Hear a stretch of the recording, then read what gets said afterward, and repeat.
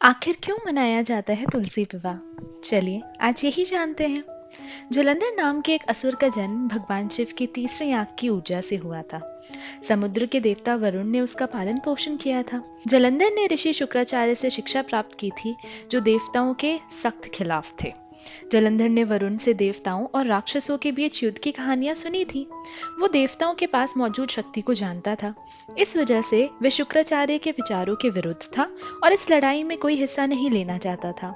लेकिन समुद्र मंथन के कारण उसका दृष्टिकोण बदल गया। जलंधर को इस बात से नफरत हो गई कि देवताओं ने असुरों को मूर्ख बनाया। जलंधर का विवाह असुर कालनेमी की पुत्री वृंदा से हुआ था। वृंदा एक पतिव्रता महिला थी और वह भगवान विष्णु की परम भक्त थी। वह हमेशा अपने पति की जीत और अच्छे स्वास्थ्य की कामना करती थी। इस वजह से जलंधर को कोई भी पराजित नहीं कर सकता था। जल्द ही जलंधर ने स्वर्ग पर आक्रमण किया। उसने इंद्र को पराजित कर देवताओं को बाहर निकाल दिया। देवताओं ने मदद के लिए भगवान विष्णु को बुलाया, लेकिन भगवान विष्णु अपने वरदान से बंधे थे। वे जलंधर से युद्ध नहीं कर सकते थे। अहंकार में अंधा होकर वे भगवान शिव से भिड़ गया। उसने माँ पार्वती का अपमान किया।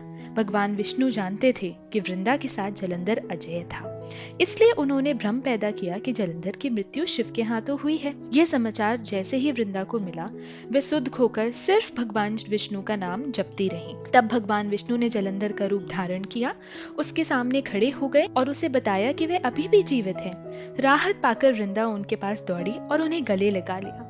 उसकी प्रार्थना टूट गई। भगवान विष्णु को अब जलंधर की रक्षा नहीं करनी पड़ी और भगवान शिव के हाथों उसका अंत हो गया।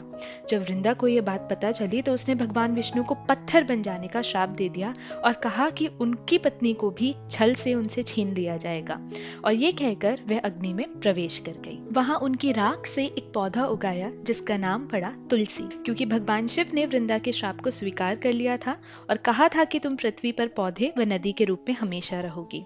पृथ्वी के लोग तुम्हारा और मेरा विवाह करवाकर पुण्य लाभ अर्जित करेंगे। मान्यता है कि वृंदा नेपाल की गंडकी और तुलसी पौधे के रूप में है और गंडकी नदी के में पाए जाने वाले शालिग्राम शिला को ही भगवान विष्णु माना जाता है।